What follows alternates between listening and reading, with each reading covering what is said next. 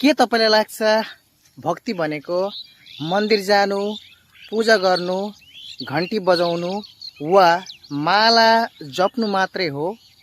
यदि तपाईको उत्तर हो भने यो भिडियो अन्तिमसम्म हेर्नुहोस्। सायद आजपछि भक्ति प्रतिको तपाईको सोच नै बदलिनु सक्छ। भक्ति हात खुट्टाले हुँदैन, त्यसैले मात्रै हुने भए शारीरिक रूपमा अशक्त व्यक्तिहरू कहिले भक्त बनिनु सक्दैनथे। भक्ति आँखाले मात्रै पनि हुँदैन। यदि आँखाले मात्रै भगवान भेटिने भए दृष्टिविहीन महात्मा सूरदास संसारकै महान भक्त बन्नु सक्दैनथे। भक्ति बोल्ने अथवा सुन्ने क्षमताले पनि हुँदैन। यदि शब्द नै सबै कुरा हुने भए बोल्नु वा सुन्नु नसक्ने व्यक्तिहरू ईश्वरको नजिक पुग्नु सक्दैनथे।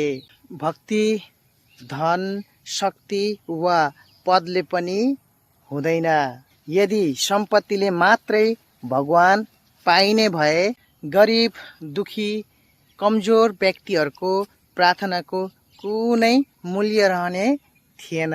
साँचो भक्ति भनेको निर्मल हृदय, निष्कपट भावना, अटल विश्वास, निस्वार्थ प्रेम। भगवान बाहिरी देखावा होइन, मनको पवित्रता र साँचो भावनाले प्रसन्न हुनुहुन्छ।